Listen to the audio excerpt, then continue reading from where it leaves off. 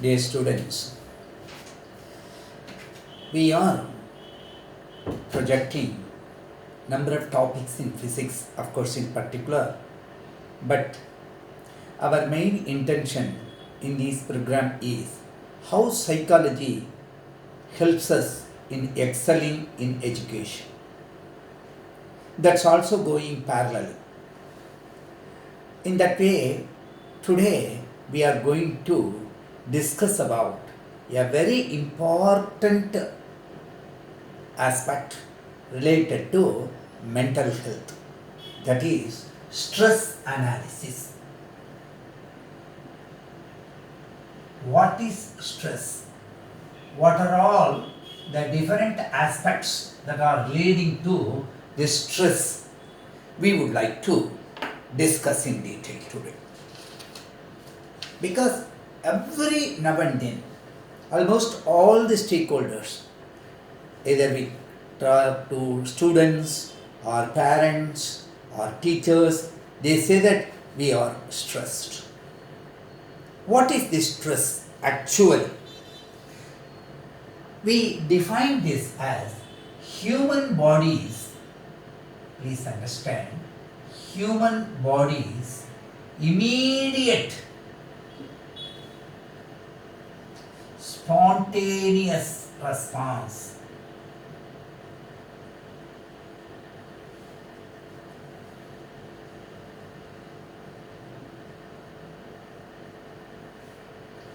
to a noticeable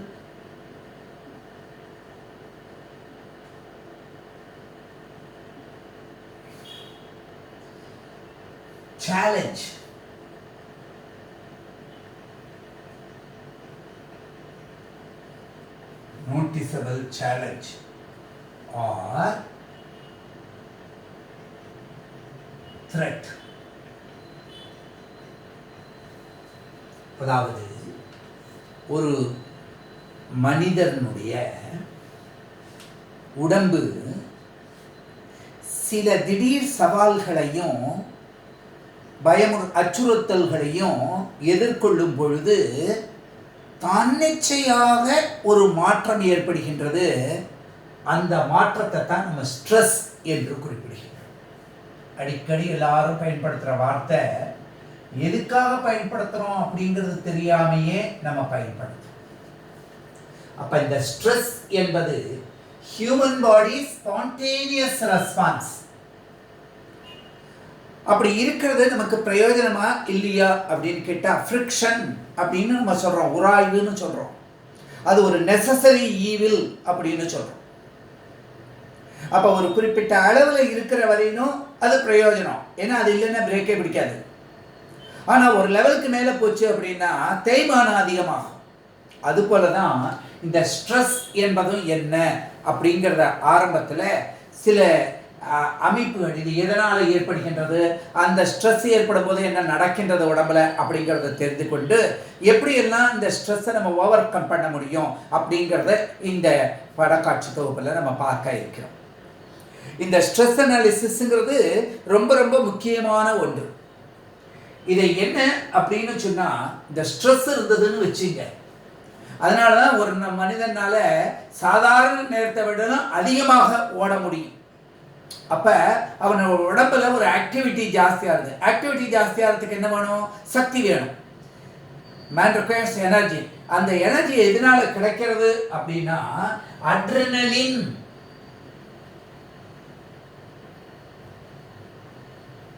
அப்படிங்கிறது நமக்கு சுரக்கின்றது. Douglas கிளாண்ட்ஸை பற்றி தெரியும், நாளமில்லா சுரப்பிகள் நல்லா படிச்சிருக்கோம்.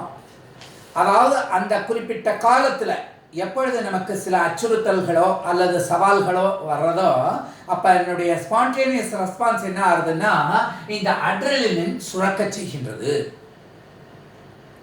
அப்போ இந்த அட்ரினலின் அது என்ன செய்யறது அப்படின்னு கேட்டால் உடனடியாக, அதாவது இது உடனடி ஆற்றலை கொடுக்கிறது.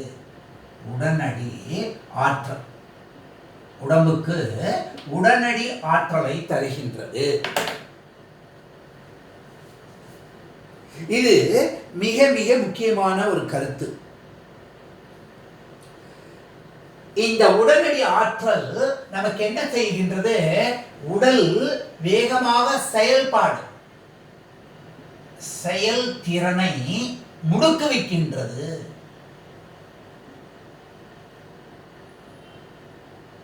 Physical activity getting accelerated. எதனால? இந்த அட்ரலினின் அப்படிங்கிறதுனால. இந்த உடனடி ஆற்றல் இந்த அட்ரலினின் அதிகமாக சுரக்கிறதுனால இது என்ன நடக்கிறது அப்படின்னு பார்க்கணும். இந்த ஆற்றல் முழுவதும் ஏற்பட்ட உடனடி ஆற்றல் நமக்கு செலவாயிடுச்சுன்னா உடம்புல பிரச்சனை கிடையாது. ஆனா இந்த அன்யூஸ்டு அட்ரலின் செக்ரிகேஷன் எதனை உண்டாக்குகின்றது அப்படின்னு பார்த்தா அதுதான் நெகட்டிவ் எஃபெக்ட்ஸ் ஆஃப் ஸ்ட்ரெஸ்ஸுக்கு உண்டானதா இருக்கு. இது உடனடியா ஹையர் ஹார்ட் ரேட், பின்னாடி விரிவாக படிக்க போறோம். ஹையர் ஹார்ட் ரேட்,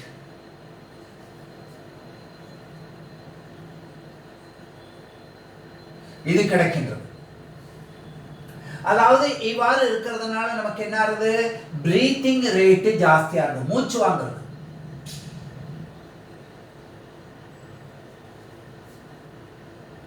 இந்த காரணத்தினால நமக்கு என்ன உண்டாகும்? உடனடியா தலைவலி உண்டாகும், அல்லது முழு உடம்புக்குமே பாடி ஏக்கே உண்டாகும்.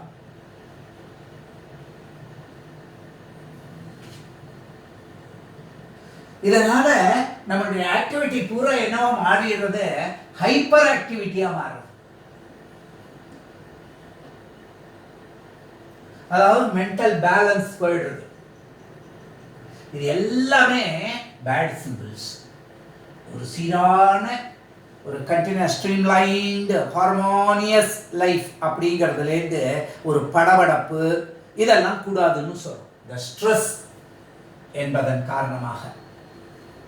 நல்ல கவனிங்க, human body is a spontaneous response to noticeable challenge or threat.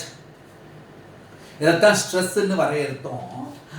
அதனால என்ன ஏற்படுகின்றது? உடம்புல அட்ரலினின் சுரக்கப்படுகின்றது.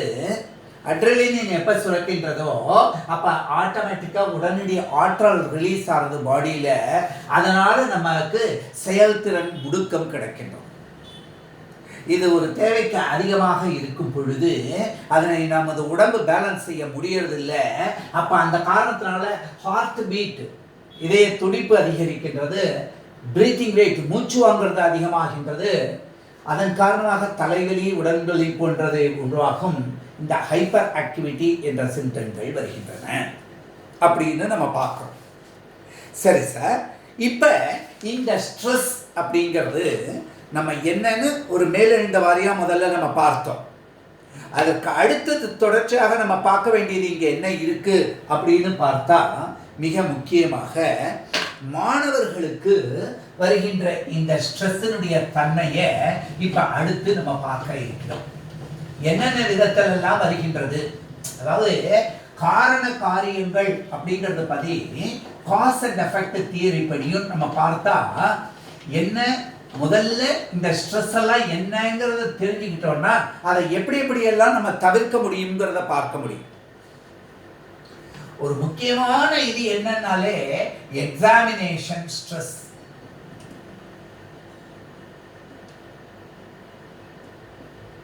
ஸ்ட்ரெஸ்ல மாணவர்களுக்கு, பேரண்ட்ஸுக்கு, டீச்சருக்கு நமக்கு என்ன ஏற்படுகின்றதுன்னா எக்ஸாமினேஷன் ஸ்ட்ரெஸ் அப்படிங்கிறது ரொம்ப முக்கியமானதா இருக்கு. எதனால சார் அப்படின்னு பார்த்தா இதை நம்ம தெரிஞ்சுக்கணும். ஸ்டடிங்கிறது, study is more a mental activity, மனம் சம்பந்தப்பட்டதா இருக்கு, then a physical workout. நம்ம எக்ஸசைஸ் பண்றது அந்த மாதிரி கிடையாது. இந்த பாடினால பிசிக்கல் லேபர்னு சொல்றோமே, உடல்னால உழைப்புங்கிறது, அதை காட்டிலும் மனது சம்பந்தப்பட்டது. அதனால தான் சைக்காலஜியில் நம்ம பார்க்குறோம், பிசியாலஜிக்கல்ங்கிறதா பார்க்கல, சைக்காலஜிக்கல்ங்கிறதா பார்க்குறோம்.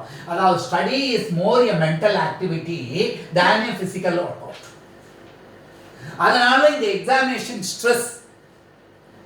சரி சார், இது எக்ஸாமினேஷனுக்கு நீங்கள் வந்து அந்த மாதிரி சொல்கிறீங்களே, எப்படி இதை அசஸ் பண்ணுறதுக்கு முடியறது நமக்கு அப்படின்னு பார்த்தா, எக்ஸாமினேஷனில் நம்ம என்ன செய்கிறோம் அப்படின்னா, we try to assess.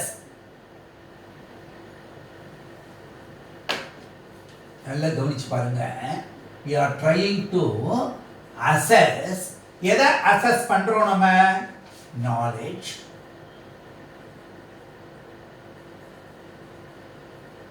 and skills. இதுதான் இந்த இதுல எக்ஸாமினேஷன்ங்கிறதுல நம்ம அனலைஸ் பண்றது. அப்ப இந்த காரணம் இதை அனலைஸ் பண்ண போறோம்னவனே என்ன நாலேஜ் அக்வயர் பண்ணியிருக்கோம், என்ன ஸ்கில் இருக்கு அப்படிங்கிறத அந்த பர்டிகுலர் பர்சன், த ஸ்டேக் ஹோல்டர் எடுத்துக்கும் பொழுது இந்த ஸ்ட்ரெஸ் வர்றது. இது ரொம்ப டீட்டெயில்டாக நம்ம பார்க்க போறோம். ரிசர்ச் கொடுக்குற டேட்டா அனாலிசிஸ் எப்படி இருக்கு அப்படின்னா, more students are subjected to this examination stress. Learning அப்படிங்கிற ப்ராசஸில் அசைன்மெண்ட் சப்மிட் பண்ணுறதுக்கோ, கிளாஸ் அட்டன் பண்ணுறதுக்கோ, நாலேஜை கெயின் பண்ணுறதுக்கோ அந்த சமயத்தில் கூட அவனுக்கு அவ்வளோ ஸ்ட்ரெஸ் இல்லை. சில சமயத்தில் தனக்கு வேணுங்கிற ரிசோர்ஸஸ் கிடைக்கலன்னா வேணா இருக்கும். ஆனால் மெயினாக என்னென்னா, when he is subjected to this assessment of his knowledge acquired and skills he has developed, அவனுடைய சுய அறிவு, அதற்கு மேலே அவனுக்கு உண்டான திறன், அந்த படித்ததனால் கிடைத்த திறன்கள், அதை அவன் சோதனை செய்யும் பொழுது அப்போ அவனுக்கு ஆட்டோமேட்டிக்காக இந்த எக்ஸாமினேஷன் ஸ்ட்ரெஸ் அப்படிங்கிறது வருது. இதுதான் நமக்கு வந்து ரொம்ப முக்கியம். அப்போ ரிசர்ச் டேட்டா என்ன சொல்றதுன்னா, more students are bound to this are subjected to this examination stress. சரி சார், இப்போ இதை லிஸ்ட் பண்ணிகிட்டே வாங்களேன் அப்படின்னு கேட்டால், என்னென்னலாம் நமக்கு வந்து இந்த எக்ஸாமினேஷன் ஸ்ட்ரெஸ்ஸில் நமக்கு கிடைக்கக்கூடிய பிரச்சனைகளாக இருக்குது அப்படின்னு பார்ப்போம். என்னென்ன அப்படின்னு பார்த்தாக்க, ஒன்று lack of regular and proper study.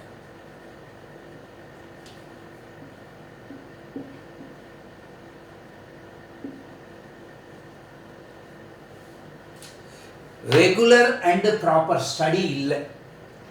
அதாவது எப்பொழுதுமே தொடர்ச்சியாக டெய்லி கொஞ்சம் கொஞ்சம் படிச்சுக்கிட்டே வரணும், திட்டமிட்டபடி அதை சரியான முறையில் படிக்கணும். அந்த அமைப்பு இல்லாதவர்களுக்கு தான் இது ஜாஸ்தியாக வரும். அது ரொம்ப ஃபர்ஸ்ட் பாயிண்ட். இது அடுத்தடுத்த அந்த ஆர்டர் ஹியரார்க்கியில் தான் நான் எழுதிட்டு வரேன். ரெண்டாவது என்ன அப்படின்னா, ட்ரெமெண்டஸ்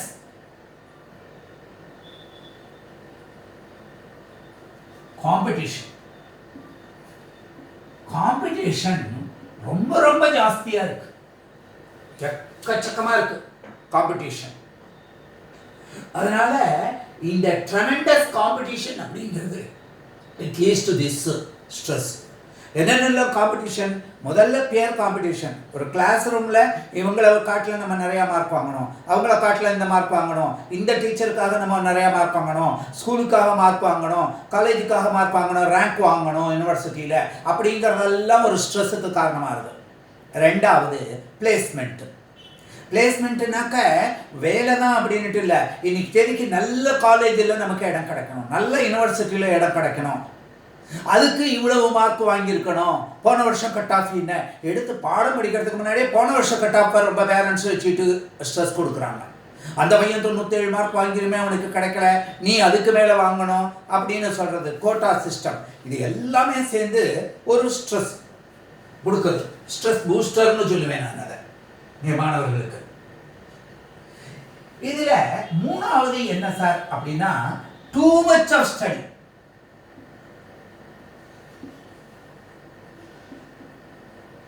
without proper அண்டர்ஸ்டாண்டிங். அப்படின்னா என்ன சார் அர்த்தம் அப்படின்னு கேட்டா, சரியான புரிதல் இல்லாம அந்த கருத்தாவி கான்செப்ட்ஸை நல்லா தெரிஞ்சுக்காமையே திருப்பி திருப்பி நான் 10 தடவை மனப்பாடம் பண்ணேன், 25 தடவை எழுதி பார்த்தேன், 20 டெஸ்ட் எழுதிட்டேன் இப்படிலாம் சொல்லுவாங்க. எதுக்கு? அந்த கான்செப்டை புரிஞ்சுட்டு 2 தடவை நல்லா பார்த்து எழுதி பழகி, அதுக்கப்புறம் ஒரு தடவை பார்க்காம எழுதி பழகி, அதில் நமக்கு எங்கே குறைபாடு இருக்குன்னு நம்ம நீக்கம் செய்து மீண்டும் ஒரு தடவை ட்ரை பண்ணாலே போருமே. அப்போ அந்த ப்ராப்பர் அண்டர்ஸ்டாண்டிங் இல்லாமல் நிறைய படிக்கிறது, எக்கச்சக்கமாக படிக்கிறது, அவங்க அதை சொன்னாங்க அதையும் படிக்கிறது இதையும் படிக்கிறது.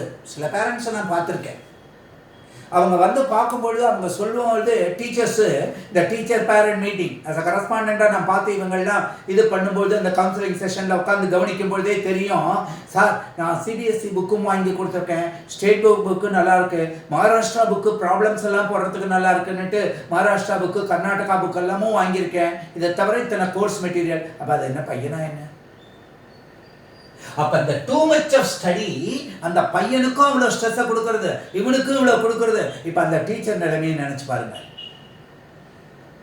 அவங்க அந்த கரிக்குலம், அதனுடைய ஸ்டாண்டர்ட், லெசன் ஆர்கனைசேஷன், அந்த டெக்ஸ்டினுடைய இதில் எக்ஸாமினேஷனுக்கு அதுக்கு ப்ரிப்பேர் பண்ணுறதுக்கு தந்தாப்புல ஒரு கோடில் அவங்க ப்ரிப்பேர் பண்ணி நல்லா தான் பண்ணி கொடுத்துட்டே வராங்க. பட் நமக்கு தெரிஞ்சதெல்லாம் ஒவ்வொருத்தருக்கு கொண்டு வந்து போர்ட் பண்ணும்பொழுது அது எப்படியாப்பட்ட ஸ்ட்ரெஸ்ஸை உண்டாக்குறது. நான் ஸ்ட்ரெஸ்ஸுங்கிறது ஸ்டூடெண்ட்ஸுக்கு மட்டும் சொல்லலை, டீச்சர்ஸுக்கும் ஸ்ட்ரெஸ் வர்றது, பேரண்ட்ஸுக்கும் வர்றது. அதெல்லாம் என்ன காரணம்? இதெல்லாம் தான். அடுத்தது 4வதாக ஒரு காரணத்தை பார்க்குறோம். அது என்ன அப்படின்னு பார்த்தா, lack of efficient ways of studies. இதெல்லாம் நம்ம நிறைய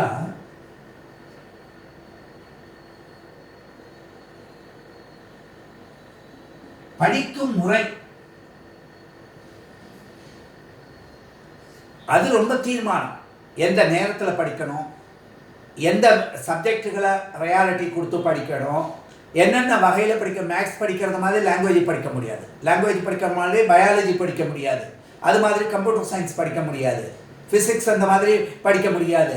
அப்போ ஒவ்வொன்றுத்துக்கும் அந்த lack of efficient ways of ஸ்டடிங்கிறது சொல்கிறோமே, இது ரொம்ப ரொம்ப முக்கியம். இதுவும் ஸ்ட்ரெஸ்ஸுக்கு காரணமாக இருக்கு. அடுத்தது 5வதா ஒன்று, ஏதாவது ஒரு குறிப்பிட்ட இதில், அதாவது லேக் ஆஃப் இன்ட்ரெஸ்ட்.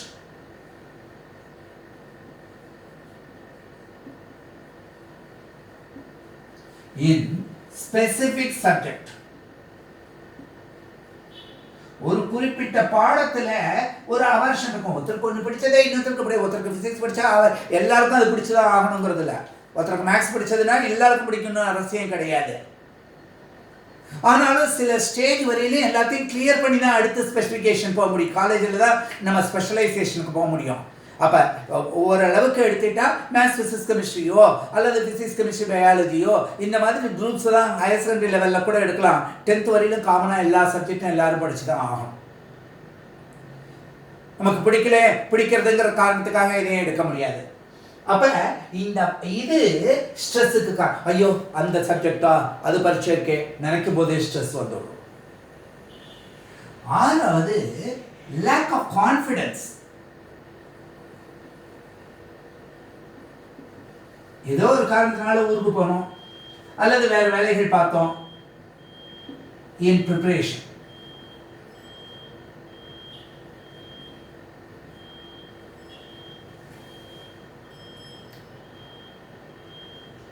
நம்ம வந்து ப்ரிப்பேர் பண்ணதில் மிஸ்டேக் பண்ணிட்டோமோ அப்படின்னு கூட நம்ம நினைக்க ஆரம்பிச்சிடும்.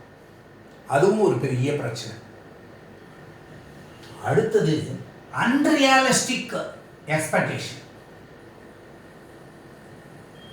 இதெல்லாம் ரொம்ப ரொம்ப முக்கியமானது. ஒரே வீட்டில் பிரதர் சிஸ்டர்ஸுக்குள்ளேயே கூட எல்லாருடைய கெப்பாசிட்டியும் ஒரே மாதிரி இருக்காது. லெவல் ஆஃப் நாலேஜோ அல்லது லெவல் ஆஃப் அண்டர்ஸ்டாண்டிங்கோ அல்லது லெவல் ஆஃப் ரெஸ்பான்ஸோ ஒரே மாதிரி இருக்க முடியாது. ஒருத்தருக்கு பாட்டு ரொம்ப நல்லா வரும், ஒருத்தருக்கு சமையல் ரொம்ப நல்லா வரும், ஒருத்தருக்கு ஃபோட்டோகிராஃபி நல்லா வரும், ஒருத்தருக்கு பப்ளிக் இது கூட பேசக்கூடிய இது வந்து நல்லா வரும். அப்போ எல்லாரையும் ஒரே கல்லில் எடைப்பட முடியாது. அதனால எடுத்த உடனே டாக்டர் ஆகிடணும், அதுலேயும் பெரிய சர்ஜன் ஆயிடணும், ஓரளவுக்கு இருக்கலாம். ஆனால் அதுக்காக நம்ம அன்ரியலிஸ்டிக் எக்ஸ்பெக்ட், நம்ம லெவல் என்ன? வெள்ளத்தனைவது நீர்மட்டம், மாந்தரம் உள்ளத்தனைவது உயர்வு. அந்த அளவு என்னங்கிறத நம்ம தெரிஞ்சுக்கணும். வெள்ளத்தனைவது மலர் நீட்டம், அந்த தாமரை பூனுடைய தண்டு அந்த குளத்தில் இருக்கிற தண்ணியினுடைய அளவுக்கு தான் வரும். இந்த அள்ளிக்குளத்துலையா அந்த தாமரை குளத்துலையா 2 அடிக்கு தான் தண்ணி இருக்குன்னா அந்த தண்டு குறைச்சலாக இருக்கே, அது நல்லா 10 அடிக்கு ஆழம் இருக்கிறதுல நல்ல பேர் நீண்டு வளர்ந்துருக்கேன் அப்படி நம்ம கன்சிடரே பண்ணக்கூடாது. Unrealistic expectation leads to stress. அடுத்தது என்ன அப்படின்னு கேட்டா unhealthy competition. Unhealthy competition amongst students. இது பியர் எஃபெக்ட்லயே இருக்கக்கூடிய பியர் குரூப். அப்ப இந்த 8 ஆஸ்பெக்ட்ஸை நான் ப்ராமினெண்ட்டாக கன்சிடர் பண்ற exam that are leading to examination stress. இதில் என்ன சொல்லியிருக்கோம்? Study is more a mental activity than a physical workout. In examination, our knowledge and skills are getting assessed and hence maximum students are subjected to, that's what the research analysis data is revealing us, this examination stress. Not only students but also teachers and parents. And we say that lack of regular and proper study leads to this. Tremendous competition. If you have a knowledge about these points, you can try to correct, you can try to adjust, you can try to balance where I have a pitfall, in which zone I have to correct myself. Too much of study without proper understanding. That means we should try to understand and study. Lack of efficient ways of studies. We have to self interrogate whether our study methods are perfect, whether they are in a position to give us the smart ways. Lack of interest in specific subject. We should try to see that we should not have this biased sense. Then this will be minimized. Lack of confidence in the preparation. That's what we used to say, procrastination. That should not be there. Because at the 11th hour, let me cross the bridge when I reach it. No, take that attitude.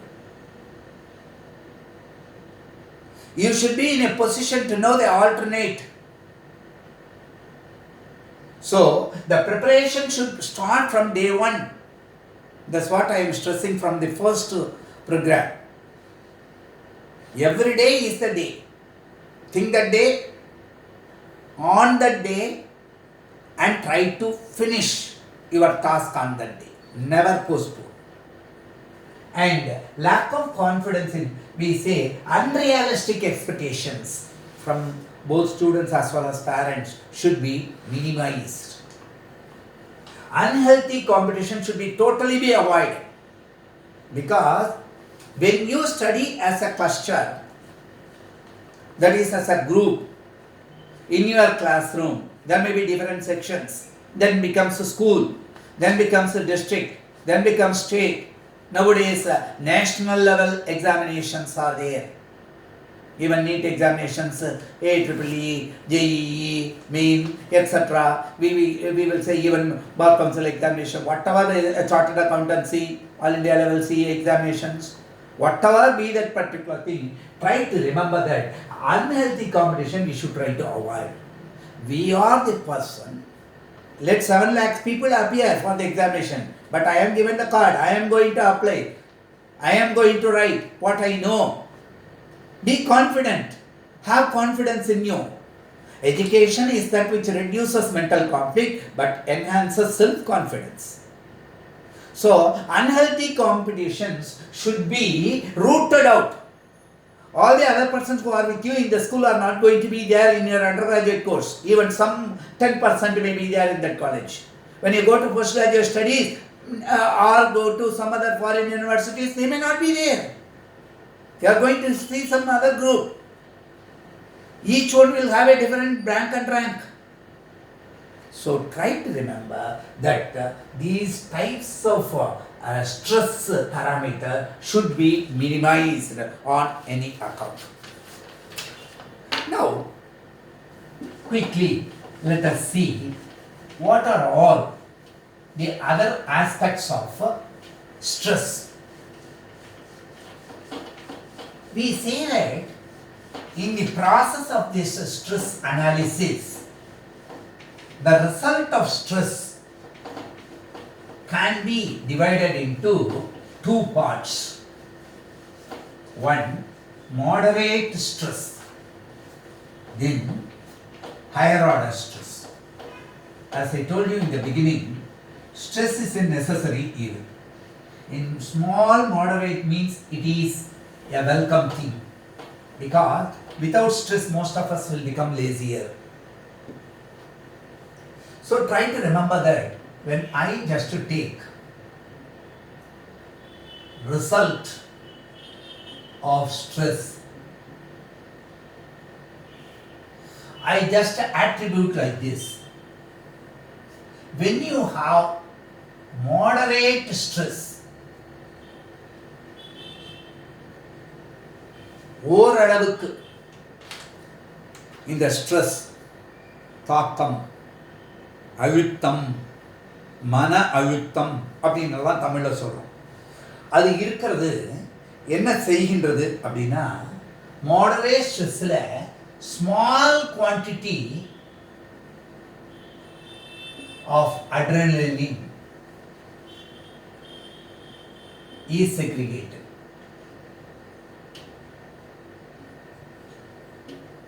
So that gives you moderate amount of energy. So that gives you positive benefit is sharpness of concentration. When you compare, people work with the mental processes, thinking processes, thought processes, or when compared with the people who do physical labor, who will be exhausted more? These people with mental work. That's why they should be taken more care. The decision making authorities, the managerial level people in a company or a corporate or industry, they are provided with all comforts. Why? Because they should be provided with the excess energy. This physical output, if you try to make them rest in an AC room, their efficiency will become lower. So here the sharpness of concentration increases with some moderate stress. That's why it improves performance.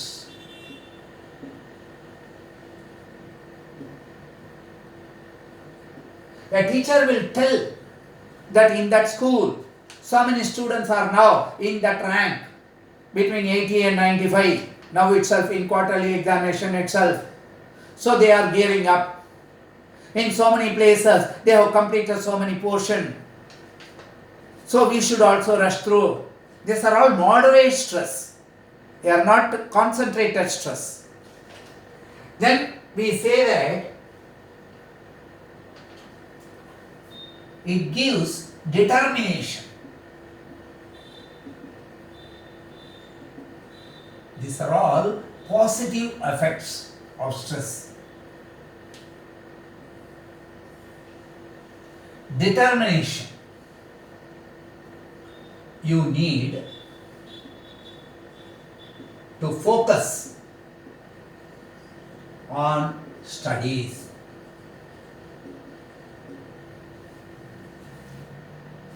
So this should also be remembered. Moderate stress provides only a small quantity of adrenaline segregated, which releases instantaneous energy, and that provides us sharpness of concentration. It improves performance. It provides determination you need to focus on studies. This is very important. But the other aspect, what is that scenario that we try to take is try to remember more stress. If we take more stress, what happens? We say that first loss is memory loss. Second one, it hampers thinking abilities.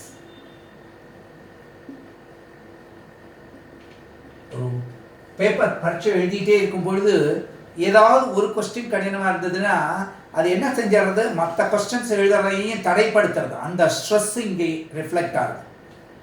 அதனால தான் நம்ம அந்த மாதிரி பார்க்கக்கூடாது.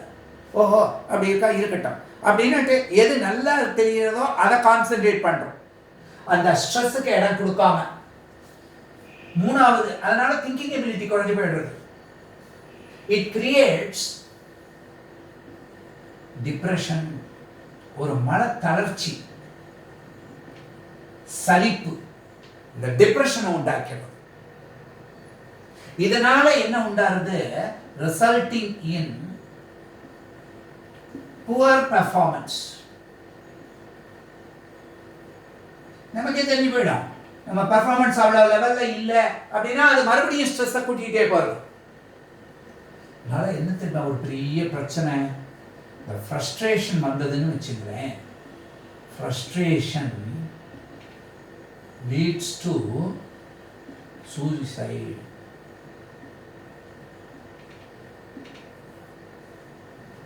ரொம்ப இந்த மன அழுத்தம், மன இருக்கும், இதெல்லாம் ஹையர் லெவல் காலேஜ் லெவலுக்கு போய் சேர்ந்துட்டாங்கன்னா ஏதோ ஒரு வகையில் அவங்களுக்கு இடம் கிடச்சிடுறது, அந்த லெவலுக்கு போயிடுறாங்க.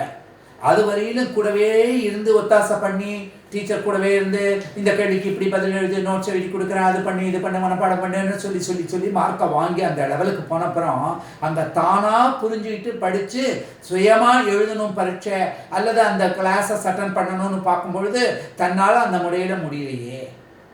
கூட இருக்கிறவங்கள்லாம் ரொம்ப ஜாஸ்தி இதை பண்ணுறாங்களே, அந்த ஸ்ட்ரெஸ் ஓவராக போக போக அது ஒரு லெவலில் போய் என்ன செஞ்சிருது, இந்த திங்கிங் எபிலிட்டியை குறைச்சி டிப்ரெஷனை கிரியேட் பண்ணும்போது ஒரு லெவலில் ஒரு மன முறிவு ஏற்பட்டுடும், பிரேக்கம்.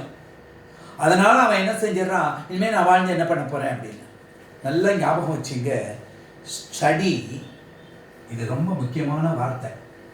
எப்பொழுதுமே நீங்கள் ஞாபகம் வச்சுக்க வேண்டியது, ஸ்டடி is meant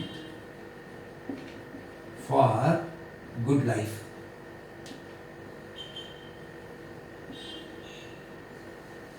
ஒரு நல்ல வாழ்க்கையை வச்சுக்கிறதுக்கு தான். அதாவது improved life, not only good life, improved life. நான் முன்னாடி இருந்ததை காட்டிலும் அதிகமாக வளர்ச்சி அடைஞ்சதா போகிறதுக்காக தான். It never meant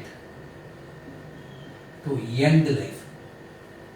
இந்த வார்த்தையை அடிக்கடி நான் பள்ளிக்கூடத்தில் சொல்லுவேன், காலேஜ்லேயும் சொல்லுவேன், ஸ்டூடெண்ட்ஸுக்கும் சரி, பிஎட் காலேஜஸில் டீச்சர்ஸுக்கும் சொல்லுவேன். Study is meant for improved good life, never meant to end life. அதான் எஜுகேஷன் இன்க்ரீஸ் செல்ஃப் கான்ஃபிடன்ஸ் அப்படின்னு நம்ம சொல்லிட்டு வந்தது. இதை கொஞ்சம் நீங்கள் தெரிஞ்சுக்கணும். இப்போ ரொம்ப குயிக்காக இன்னும் ஒரு முக்கியமான ஆஸ்பெக்ட்ஸையும் இந்த ஸ்ட்ரெஸ் அனாலிசிஸில் பார்ப்போம். இந்த ஸ்ட்ரெஸ் அப்படிங்கிறது எனக்கு இப்போ என்ன கொடுக்குறதுன்னா, இந்த 5 மினிட்ஸுக்குள்ளே இவ்வளோ முக்கியமான ப்ராப்பர்ட்டியும்.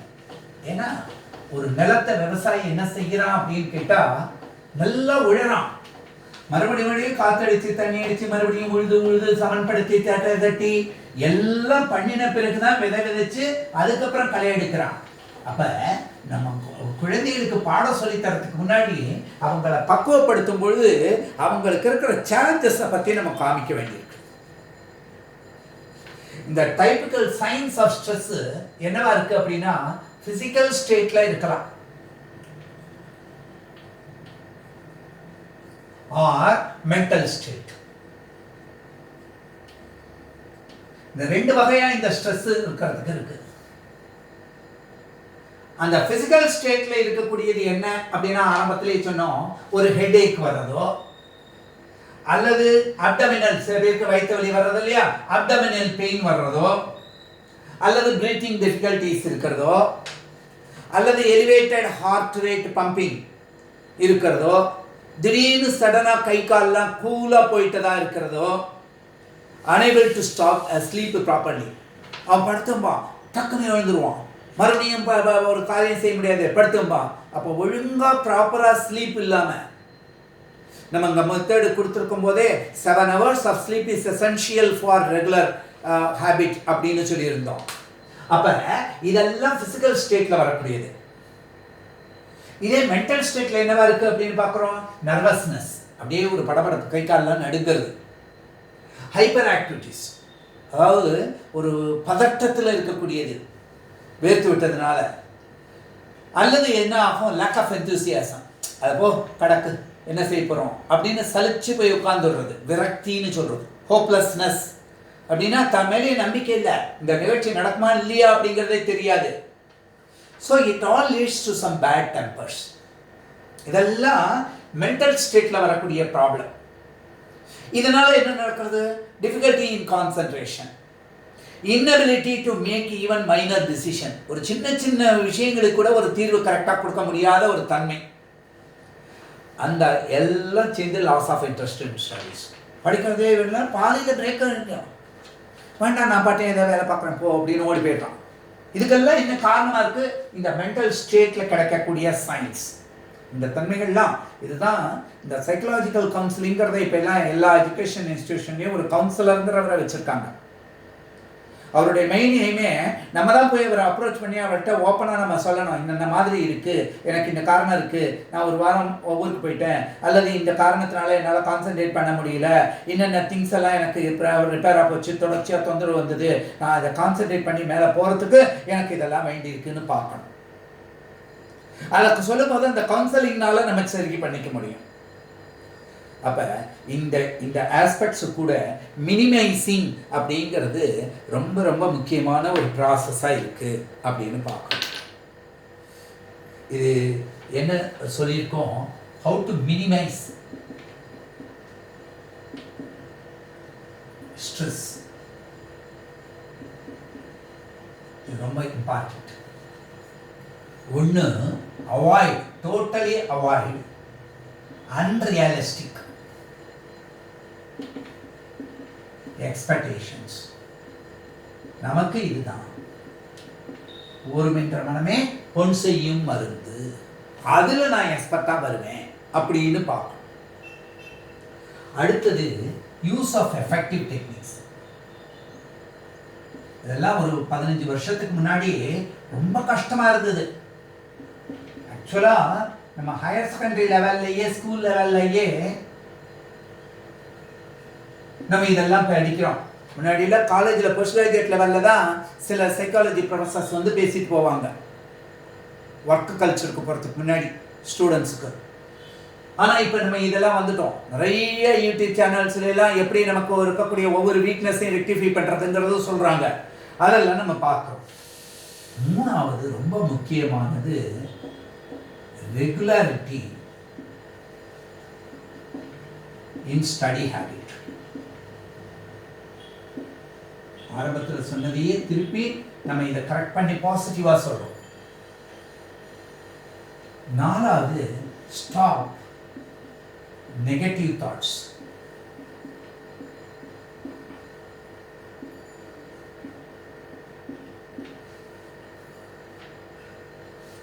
அஞ்சாவது have proper sleep. இது ஒரு பெரிய மெடிசன். இது தூக்கம்ங்கிறது ஒரு வரம். இந்த ப்ராப்பர் ஸ்லீப் அப்படிங்கிறத மெயின்டைன் பண்ணணும். இதுக்கு நடுவில் taking small breaks in between.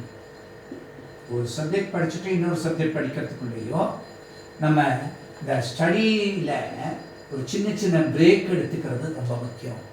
Graduation முடிச்சு போஸ்ட் கிராஜுவேஷனுக்கு முன்னாடி ஒரு 2 இயர்ஸ் ஒர்க் எக்ஸ்பீரியன்ஸ் சில பேரெல்லாம் எடுத்துக்கிறாங்க, வெல்கம் பிரான்ச். அதுக்கப்புறம் ஸ்பெஷலைசேஷன் பண்ணுறாங்க. அதுபோல தான் சின்ன சின்ன லெவல்லையும் ஒரு சப்ஜெக்ட் படித்தா அடுத்த சப்ஜெக்ட் போகிறதுக்கு முன்னாடி மைல்டாக லிரிக்ஸ் இல்லாமல் மியூசிக் மட்டும் இருக்கிறதா இட் வில் ஆட் ஸ்ட்ரெஸ்ஸை குறைக்கும். மியூசிக் வந்து very very soothing comfortable exercise, அதை பாருங்கள்.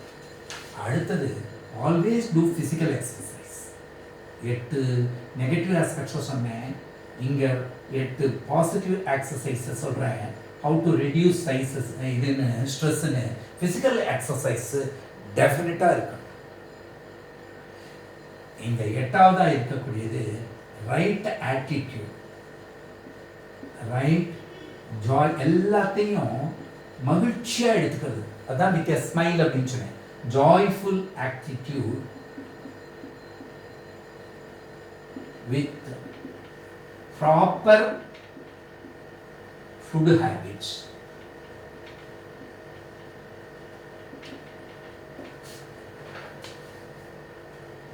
இதெல்லாம் நீங்கள் ஃபாலோ பண்ணினீங்கன்னா மேக்ஸிமம் இந்த ஸ்ட்ரெஸ்லேருந்து விடுபடலாம்.